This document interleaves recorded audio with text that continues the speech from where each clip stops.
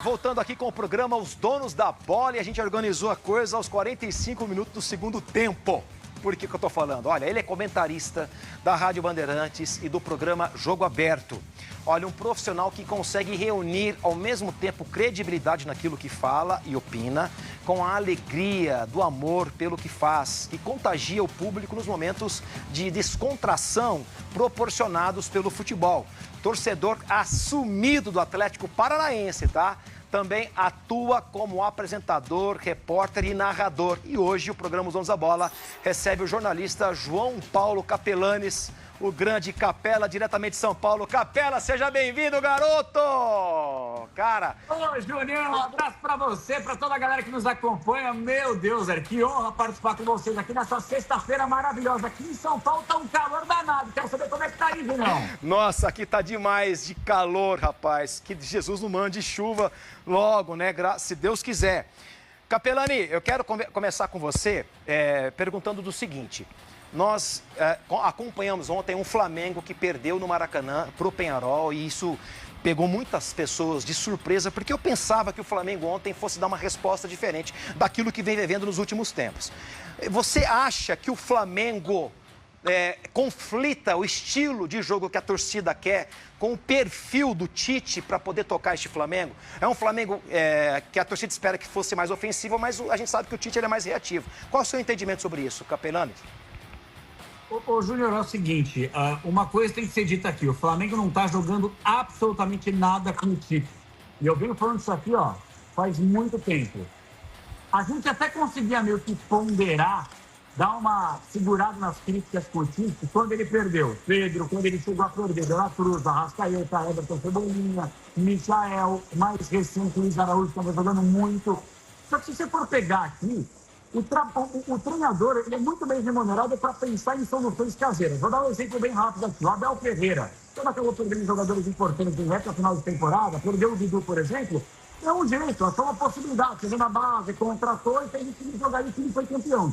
O Tite, que querendo ou não, perdeu muitas peças, é bem verdade, ele teve sim pontos positivos quando ele coloca, por exemplo, o Léo Ortiz para jogar hora de primeiro volante, hora de segundo volante. Foi uma ação do Tite, que eu aplaudo e ressalto que o Léo Ortiz estava jogando muito. Agora, no jogo de ontem, mais importante da temporada, ele abre mão de uma convicção que deu certo para colocar o Pulgar, só porque, entre aspas, como ele falou, é um jogador de seleção chilena, e ele começa a abrir mão do Ayrton Lucas, que dá muita profundidade para o time do Flamengo. O Alexandre é um baita jogador, veio recentemente da Juve, tem uma experiência, uma carreira internacional muito bem consolidada, mas você percebe que está sem ritmo ainda.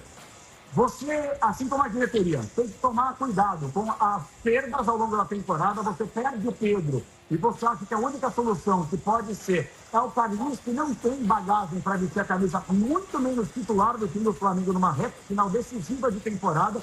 Então, acho que o Tite, você tem muitos elementos para criticar o trabalho em relação a resultado e em relação a desempenho.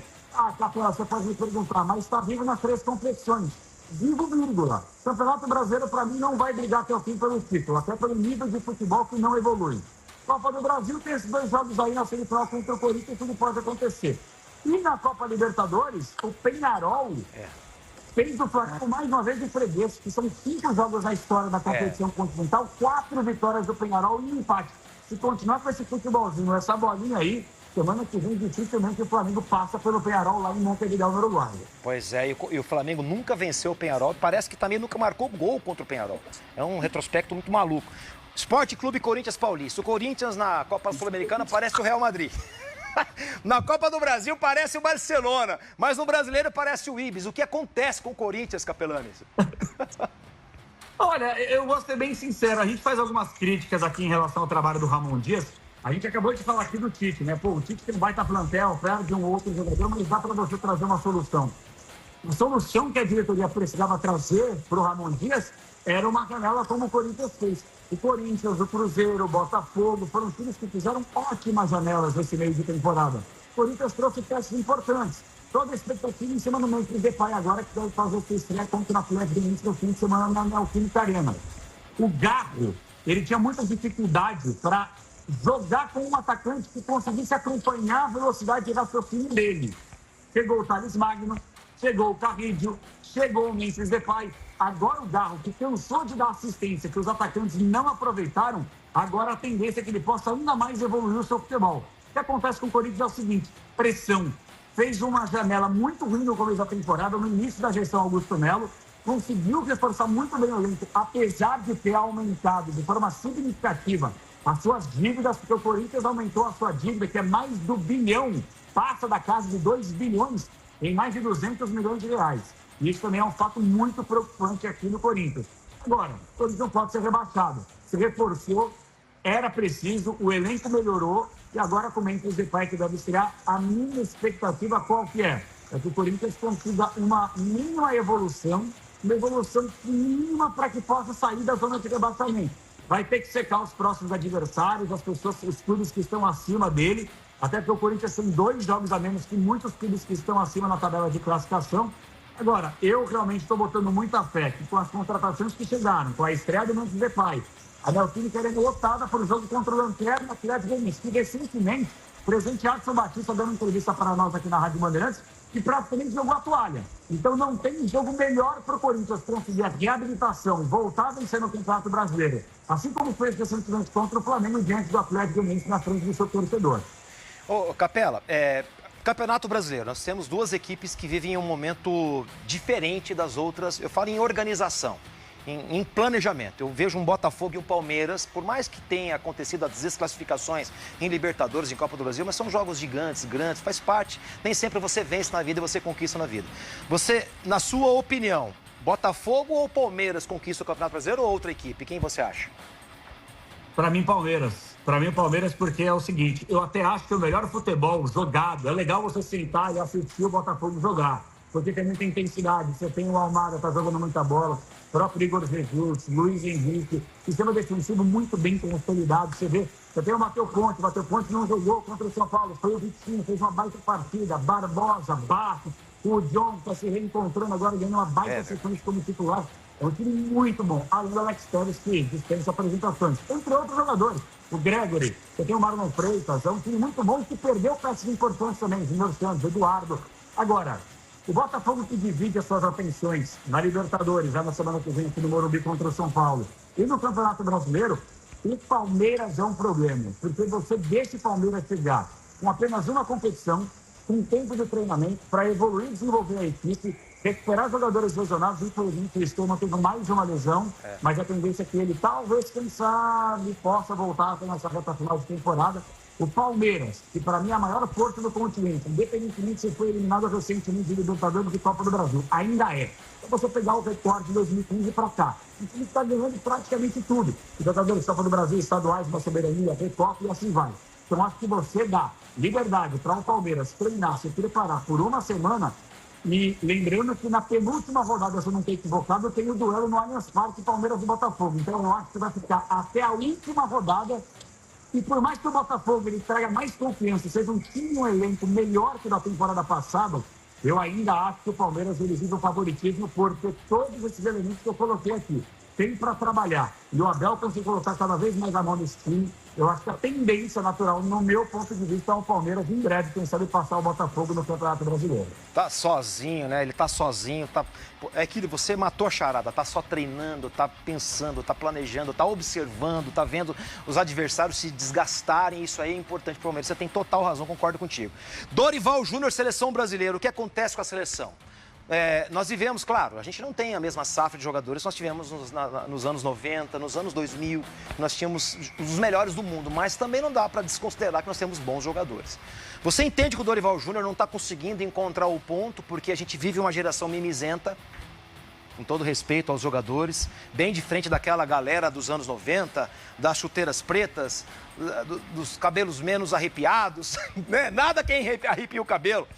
Ou você acha que o Dorival realmente não tem a competência o suficiente para tocar a seleção? Os títulos da Copa do Brasil com o Flamengo, com o São Paulo, foram coisas um pouco do acaso? Ou você acha que tem que ter um cara gringo? Qual é o teu pensamento para a seleção, Capela?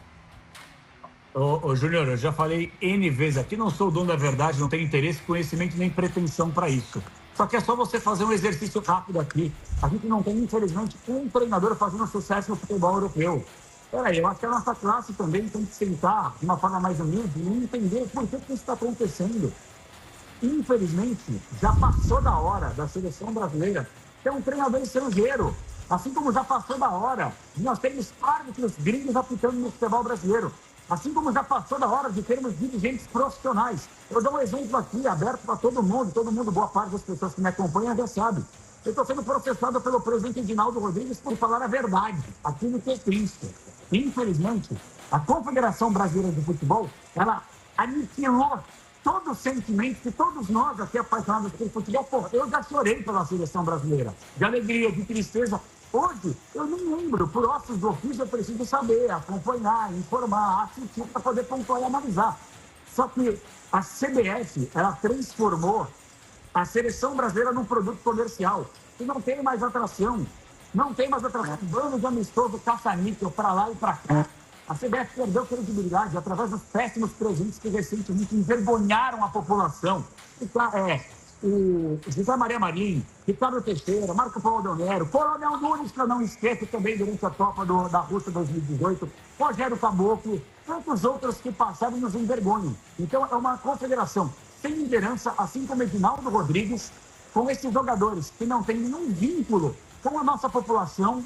Então, eu acho que é um conjunto de fatores que nos leva a pensar que é praticamente irrecuperável a gente imaginar que na próxima Copa do Mundo nós chegaremos, por exemplo, na final, como falou Dorival Júnior. Podem me cobrar, chegaremos à final da Copa. Mas embasado em quê? No mesmo dia que vocês falam isso, no dia seguinte o Brasil vai e perde para o Paraguai. Está 1 ponto nas eliminatórias à frente da Bolívia. Não que as eliminatórias signifiquem alguma coisa. Agora, uma coisa é fato. Para mim, tem que fazer uma reformulação geral no futebol brasileiro. Desde os dirigentes até o treinador estrangeiro e principalmente passando pela arbitragem, que a gente vive o pior momento da arbitragem, indiscutivelmente, nos últimos anos aqui no país. Capela, obrigado pela tua aula para nós aqui. A gente agradece de coração, que Jesus abençoe você. Transmita os nossos abraços à Renata Fã, ao Denilson, ao Ulisses, ao Ronaldo, toda a galera incrível que realmente contagia o esporte brasileiro através da opinião de vocês. Obrigado, tá? Que Jesus te abençoe. Viu, meu irmão? Amém, Juninho. Um abraço para você. Obrigado pela participação, pela possibilidade. Vou mandar, assim, um abraço para todo mundo. Só que se for mandar um abraço pro Ulisses, vou ter que pegar o mundo aqui, porque o menino tá pequeno, viu, Juninho? Verdade. Grande Capela. Um grande abraço, meu amigo. Deus te abençoe. Tamo junto. Tá aí, cara, essa lenda do jornalismo esportivo, um cara incrível, pontual, sabe o que fala, sabe colocar o seu ponto de vista de um jeito divertido, de um jeito bacana. E a gente sabe que as pessoas estão cada vez mais entristecidas em suas casas. Eu falo que a depressão é o mal do século e é importante que a gente tenha um jornalismo, essa galera que traz a opinião, traz a informação, mas de um jeito leve, que tire o seu sorriso, mas que te traga a informação também.